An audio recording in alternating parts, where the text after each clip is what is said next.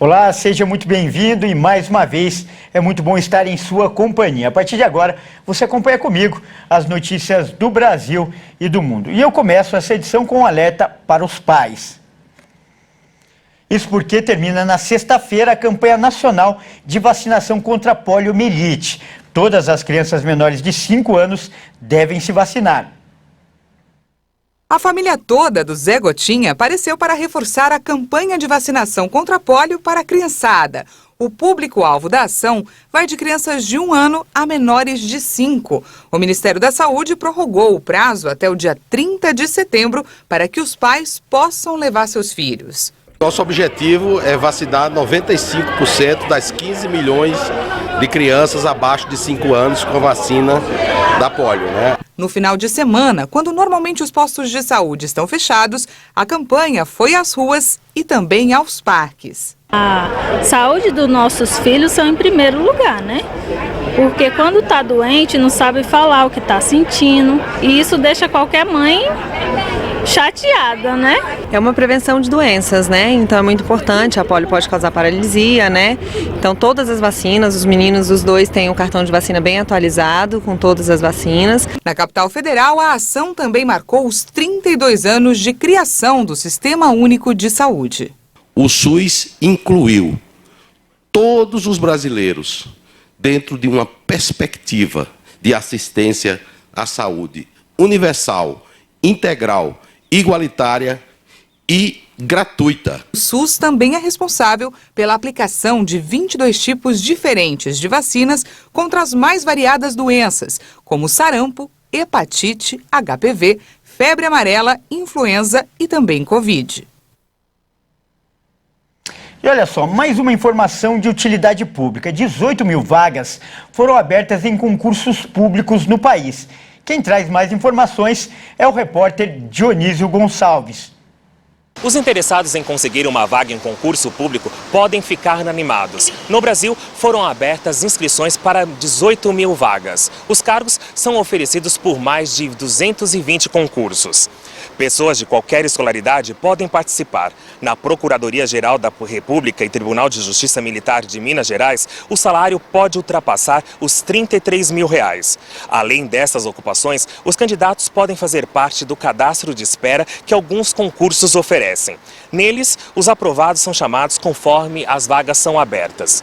Dentre os concursos que apresentam essa possibilidade estão o Instituto Nacional do Seguro Social, INSS, com 1.000 vagas, o Exército, com 390 vagas e a Procuradoria-Geral da República, com 13 vagas.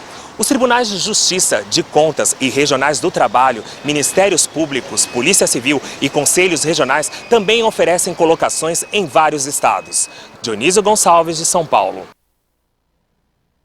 Eu falo de economia agora e, aliás, com uma boa notícia. A inflação do Brasil já é a sexta menor entre os países do G20. E o índice brasileiro se aproxima da média dos países mais ricos e dos países emergentes. Dados do levantamento da Austin Rating mostraram que o Brasil conseguiu reverter o cenário de aumento dos preços do início do ano. Com a queda do Índice Nacional de Preços ao Consumidor Amplo, o IPCA, nos últimos meses, o país registrou a sexta menor inflação entre os países do G20, formado pelas maiores economias e as emergentes. De acordo com o IBGE, o acumulado da inflação oficial, divulgada em 9 de setembro, chegou a 4,4%. O índice ficou abaixo da inflação da União Europeia, 7,6%, do Reino Unido, 7,1%, da Alemanha, 7% e dos Estados Unidos, 5,4%. Na outra ponta, o levantamento mostra ainda que Venezuela, 60,4%, Argentina, 56,5% e Turquia, 47,8%, lideram o ranking no acumulado do ano. Uma das ferramentas para barrar a inflação foi a alta de juros. Na última semana, após uma sequência de 12 elevações seguidas, a taxa básica de juros da economia brasileira, a Selic, foi mantida pelo Copom em 13,75% ao ano, encerrando o ciclo de aumento.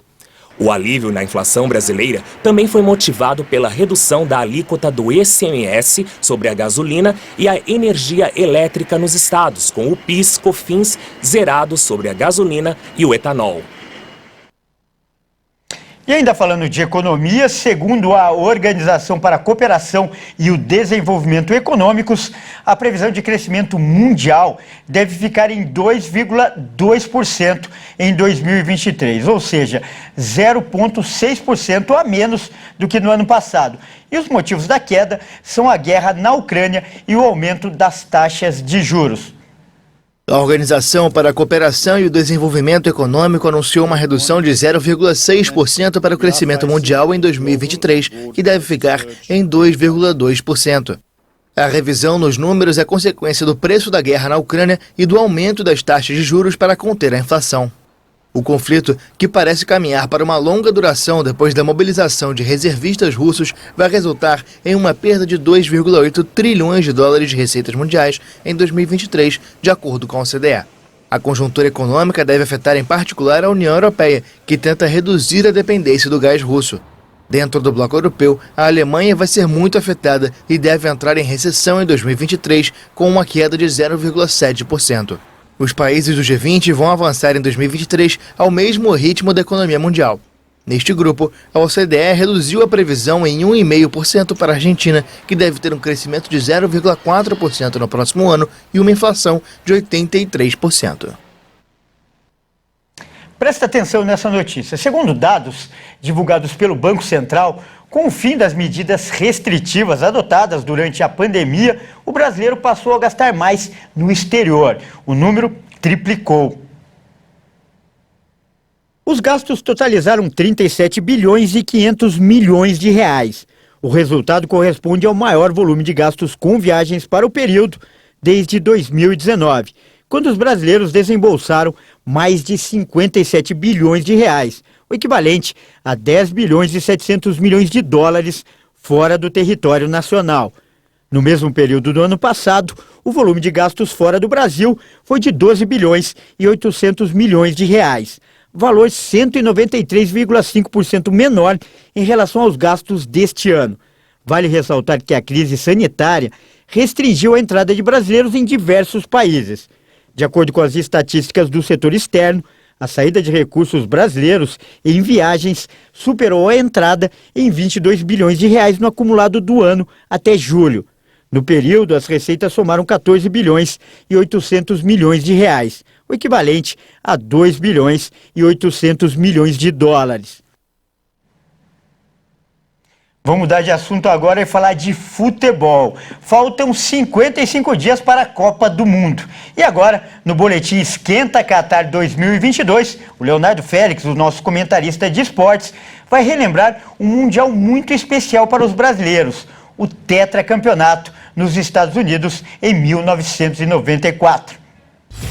Olá pessoal, este é o Esquenta Qatar 2022, que traz informações e curiosidades da Copa do Mundo aqui na nossa programação. Vamos falar da Copa de 1994, realizada nos Estados Unidos.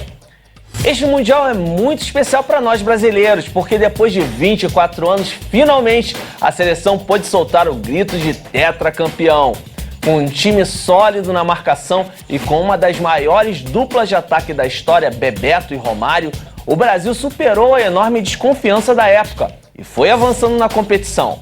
Na primeira fase, vitórias sobre a Rússia por 2-0, Camarões 3-0, além do empate em 1-1 com a Suécia.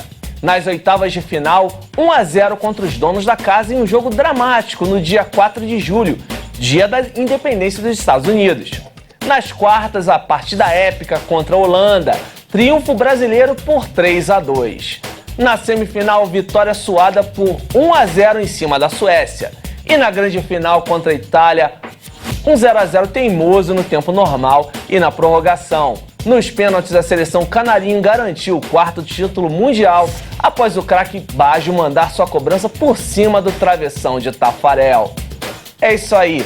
Faltam 55 dias para a Copa do Mundo Qatar 2022. É isso aí, mais uma vez, muito obrigado, Léo. E amanhã tem mais boletim Esquenta Qatar 2022.